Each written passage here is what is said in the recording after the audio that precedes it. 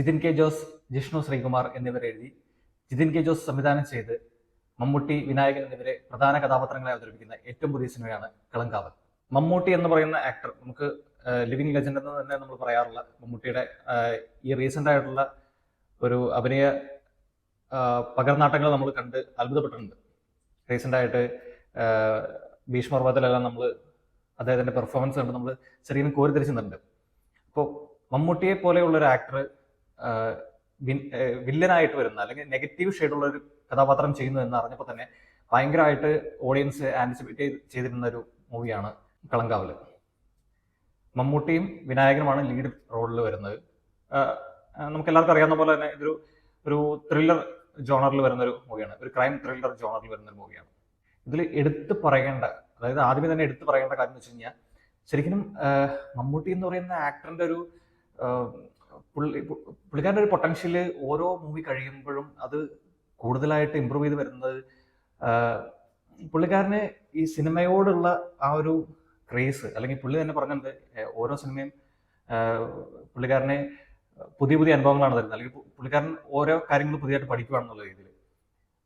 Jithin K Jose, Jishnu ശ്രീകുമാറും കഴിഞ്ഞിടയ്ക്ക് ഇന്റർവ്യൂവിൽ പറഞ്ഞായിരുന്നു മമ്മൂട്ടി എന്ന് പറയുന്ന ആക്ടർ ഈ ക്യാരക്ടറിന് കൊടുത്ത പല ഇംപ്രവൈസേഷൻസ് അവര് ഒരു സീൻ എക്സ്പ്ലെയിൻ ചെയ്ത് കൊടുത്തു കഴിഞ്ഞാൽ മമ്മൂട്ടി തന്നെ ഇംപ്രവൈസ് ചെയ്യുന്നത് അത് നമുക്ക് സിനിമയിൽ തന്നെ കാണാൻ പറ്റുന്നുണ്ട്. ഇപ്പോൾ നമ്മൾ ട്രെയിലറിലൊക്കെ കണ്ടായിരുന്നു സ്മോക്ക് ചെയ്തിട്ട് റിങ് സ്മോക്ക് വിടുന്നത്, അതല്ലെന്നുണ്ടെങ്കിൽ ആ ഒരു ട്രെയിലറിന്റെ എൻഡിൽ കാണിക്കുന്ന ആ ഒരു സിഗരറ്റ് ഒരു സൈഡിലേക്ക് വാഗൊണ്ട് പോയിരിക്കുന്ന, അല്ലെങ്കിൽ എടുത്തു പറയേണ്ടതെന്ന് വെച്ച് കഴിഞ്ഞാൽ മമ്മൂട്ടിയുടെ മാനറിസംസ്, അത് പുള്ളിക്കാരൻ്റെ തന്നെ ഒരു സ്പെഷ്യാലിറ്റിയാണ്.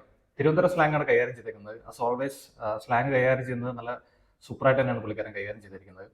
അതായത് ഈ സിനിമയുടെ കഥ നടക്കുന്നത് തമിഴ്നാട് കേരള ബോർഡർ ആയിട്ടുള്ള ഒരു സ്ഥലത്ത് വെച്ചിട്ടാണ്.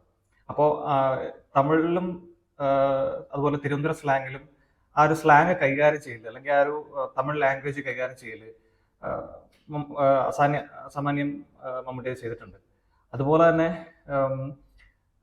ആ ഒരു മാനറിസം കീപ്പ് ചെയ്തുകൊണ്ട് പോവുക, അല്ലെങ്കിൽ ആ ഒരു ക്യാരക്ടറിന്റെ mannerism from the start to the end അത് കീപ്പ് ചെയ്തുകൊണ്ട് പോവുക, അത് പുള്ളിക്കാരൻ പക്കയായിട്ട് ചെയ്തിട്ടുണ്ട്. അതുപോലെ ആ ഒരു ക്യാരക്ടർ ലൈക്ക് മൂവി കണ്ടിറങ്ങുന്ന എല്ലാവരിലും ആ ഒരു ക്യാരക്ടർ ഉണ്ടാക്കുന്ന ഇമ്പാക്ട് ഈ ഒരു രീതിയിൽ വേറൊരു ആക്ടർ ചെയ്തു കഴിഞ്ഞാൽ ആ ഒരു ഇമ്പാക്ട് നമുക്ക് ഒരു സിമിലർ ഇമ്പാക്ട് ചിലപ്പോൾ കിട്ടിയില്ലെന്ന് മേ ബി വരാമെന്ന് എനിക്ക് എൻ്റെ ഒരു പേഴ്സണൽ തോട്ട് എനിക്ക് ഫീൽ ചെയ്തു. അതുപോലെ വിനായകനാണെന്നുണ്ടെങ്കിലും വിനായകന്റെ ക്യാരക്ടർ, ആ ഒരു ക്യാരക്ടറിന് ഈ പറയുന്ന പോലെ ത്രൂ ഔട്ട് ആ ക്യാരക്ടർ എങ്ങനെയാണ്, നത്ത് എന്ന് പറയുന്ന ഒരു ക്യാരക്ടറാണ്. അപ്പൊ ആ ക്യാരക്ടർ ത്രൂ ഔട്ട് ഒരേ രീതിയിൽ തന്നെ, അതായത് ഒരു രീതിയിൽ ഔട്ട് ഓഫ് ദ ക്യാരക്ടർ പോവാതെ തന്നെ പുള്ളി അത് മെയിൻറ്റെയിൻ ചെയ്ത് നല്ല രീതിയിൽ തന്നെയാണ് ക്യാരക്ടറെ കൈകാര്യം ചെയ്തിരിക്കുന്നത്. അതുപോലെ ഇതിന്റെ ബാക്ക്ഗ്രൗണ്ട് സ്കോറിലേക്കൊക്കെ വരുവാണെന്നുണ്ടെങ്കിൽ ഇതിന്റെ മ്യൂസിക് കമ്പോസറായിട്ട് വർക്ക് ചെയ്തിരിക്കുന്നത് മജീദ് എന്ന് പറഞ്ഞ ആളാണ്. കിഷ്കിന്ദ കാണ്ഡം, അതുപോലെ രേഖാചിത്രം പോലെയുള്ള സിനിമകളിലൊക്കെ ബാക്ക്ഗ്രൗണ്ട് സ്കോർ ചെയ്തിരിക്കുന്ന ആളാണ്. അപ്പം ശരിക്കും ക്ലൈമാക്സിലേക്കൊക്കെ അടുക്കുന്ന സമയത്തുള്ള ചില മൊമെന്റ്സ് ഒക്കെ നമ്മുടെ ഹാർട്ട് ബീറ്റ് ആ ഒരു മ്യൂസിക്കുമായിട്ട് ലയിച്ചു പോകുന്ന രീതിയിൽ അത്ര എന്താ പറയുക, ലൈക്ക് റേജിങ് ആയിട്ടുള്ള കൈൻഡ് ഓഫ് ഒരു മ്യൂസിക് ഒക്കെയാണ് ചെയ്തിരിക്കുന്നത്. പിന്നെ അതുപോലെ ഇപ്പോൾ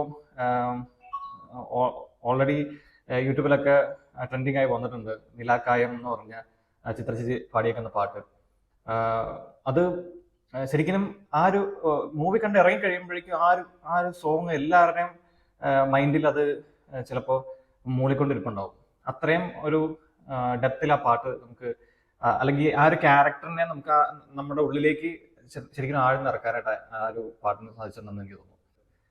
അതുപോലെ ജിതിൻ കെ ജോസ് പുതിയ സംവിധായകനാണ്. പുള്ളിക്കാരന്റെ ഡെബ്യൂട്ട് വർക്ക് ആണെന്നുണ്ടെങ്കിൽ പോലും അത് നല്ല എന്താ പറയുക, നല്ല വെടിപ്പായിട്ട് ചെയ്തു വെച്ചിട്ടുണ്ട്. പിന്നെ പല റിയൽ ലൈഫ് ഇൻഷുറൻസിന്റെയും റെഫറൻസുകളൊക്കെ വരുന്നുണ്ട്.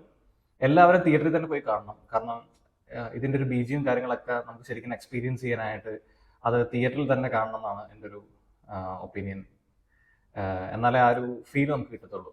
ഓക്കെ, സോ സ്പോയിലേഴ്സ് ഒക്കെ വരുന്നതിന് മുന്നേ തന്നെ എല്ലാവരും തിയേറ്ററിൽ തന്നെ പോയി പടം കാണുക. പുതിയൊരു സിനിമയുടെ വിശേഷങ്ങളായിട്ട് നമുക്ക് വീണ്ടും കാണാം. Bye bye.